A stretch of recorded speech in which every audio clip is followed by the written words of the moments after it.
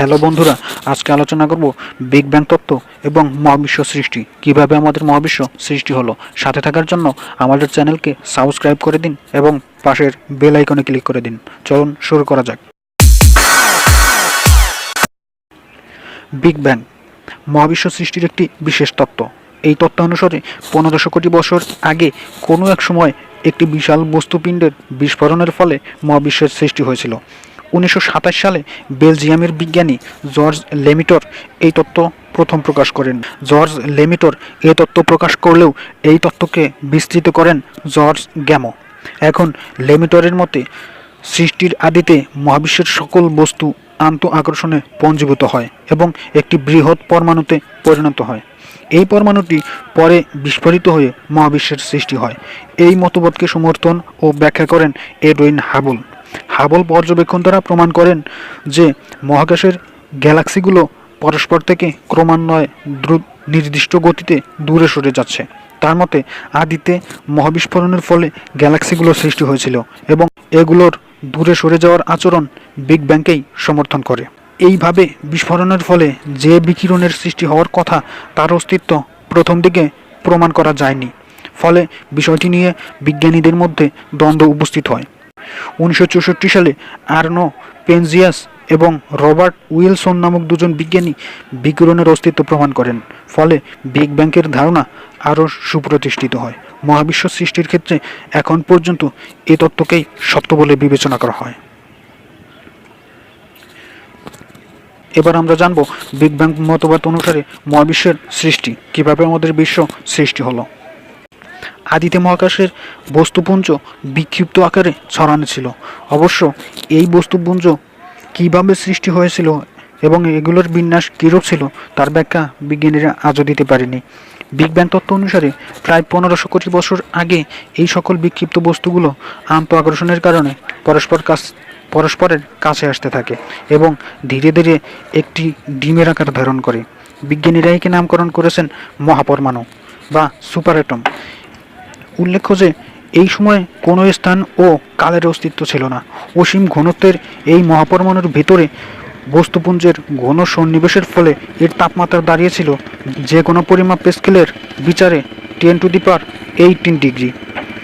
Big ব্যাংকের পরের 1 সেকেন্ডে যে ঘটনা ঘটেছিল তা কালক্রমে আলোচনা করা হলো। 1 থেকে 10.43 সেকেন্ড। কোয়ান্টাম তত্ত্বানুসারে বিগ ব্যাংকের 1.43 সেকেন্ডের ভেতর 4টি প্রাকৃতিক বলের বা ফোর্সের সমন্বয় ঘটেছিল। এই বলগুলো হলো সবল নিউক্লিয় বল, দুর্বল নিউক্লিয় বল, বিদ্যুৎ চৌম্বকীয় বল এবং মহাকর্ষীয় বল। সবগুলো মিলে একটি বৃহৎ বলের বা সুপার ফোর্স এর সৃষ্টি হয়েছিল। প্লাঙ্ক অন্তর্যুগ থেকে 10.35 সেকেন্ড। প্লাঙ্কের সময় অতিবাহিত হওয়ার কিছু পরে মহাকর্ষীয় বল অন্য 3টি বল থেকে পৃথক হয়ে গিয়েছিল। ফলে মধ্যাকর্ষণজনিত শক্তির কারণে মহাপিণ্ডটি সর্বোচ্চ সংকোচন মাত্রায় পৌঁছেছিল। তখন ঘনত্বের বিচারে মহাপরমাণুর প্রতি ঘন সেন্টিমিটারের বস্তু ছিল 510 + 93 গ্রাম। এই সময় এর তাপমাত্রা ছিল 10⁻32 কেলভিন। 10.35 সেকেন্ড সময়ের মধ্যে এই তাপমাত্রা এসে দাঁড়িয়েছিল প্রায় 10⁻27 কেলভিন। এই সময়ে কোয়ার্ক ও লেপটন কণার সৃষ্টি হয়েছিল। একই সাথে তৈরি হয়েছিল কিছু বস্তু এবং প্রতিবস্তু সমূহ। পরে বস্তু ও তার প্রতিবস্তুর মধ্যে সংঘর্ষ হলে উভয় ধরনের বস্তুগুলো ধ্বংস হয়ে যায়। এর ফলে শুধু কোয়ার্ক ও লেপটন রয়ে যায়। 10.35 থেকে 10.10 সেকেন্ড। পরবর্তী 10.10 সেকেন্ড সময়ের মধ্যে তাপমাত্রা নেমে 10⁻16 কেলভিনে এসেছিল। এই তাপমাত্রার পরে আরও কমে গেলে দুর্বল নিউক্লিয় বল এবং বিদ্যুৎ চৌম্বকীয় বল পৃথক হয়ে যায়। এই সময় কোয়ার্ক সমূহ সবল বলের প্রভাবে আবদ্ধ হয়ে সৃষ্টি হয় ফোটন, প্রোটন এবং নিউট্রন। 1 সেকেন্ড পরে তাপমাত্রা নেমে আসে 10⁻10 কেলভিনে। কিন্তু এই তাপমাত্রায় পরমাণু সৃষ্টি অসম্ভব ছিল। ধারণা করা হয় বিগ ব্যাংকের 3 সেকেন্ড থেকে 1 লক্ষ বছরের মধ্যে সৃষ্টি কণাগুলো শীতল হয়ে ওঠে।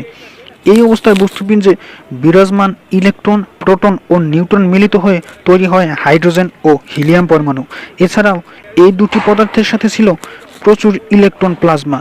সব মিলিয়ে যে বিপুল বস্তুকণার সমাবেশ ঘটেছিল সেগুলো প্রচণ্ড গতিতে বিগ ব্যাংকের কেন্দ্র থেকে দূরে সরে যাচ্ছিল। এই সময় সকল কণিকাও ছিল অত্যন্ত উত্তপ্ত। ক্রমে ক্রমে এগুলো শীতল হতে থাকলো এবং এদের ভেতরে আন্তঃ আকর্ষণের কারণে কাছাকাছি চলে এসেছিল। ফলে বিপুল পরিমাণ বস্তুপুঞ্জ পৃথক পৃথক দল গঠন করতে সক্ষম হয়েছিল। এই পৃথক দল গঠনের প্রক্রিয়ার মধ্য দিয়ে পতন ঘটেছিল গ্যালাক্সির। আমাদের সৌরজগতও এরূপ একটি গ্যালাক্সির ভেতরে অবস্থান করছে। এই গ্যালাক্সির নাম ছায়াপথ। আর এভাবেই সৃষ্টি হয় আমাদের মহাবিশ্ব। রাতের আকাশে আমরা যখনই তাকাই তখন মনে হয় মহাবিশ্ব কত না সুন্দর আর কতই না বৈচিত্র্য ছড়িয়ে আছে এর মাঝে। এই মহাবিশ্বের সব কিছু সুন্দর, কিন্তু এর সৌন্দর্য আরও বেড়ে যাবে যদি এর ভেতরে বিজ্ঞানকে খোঁজ করা হয়। আমাদের ভিডিওটি ভালো লাগলে অবশ্যই সাবস্ক্রাইব করে পাশে থাকবেন। ধন্যবাদ।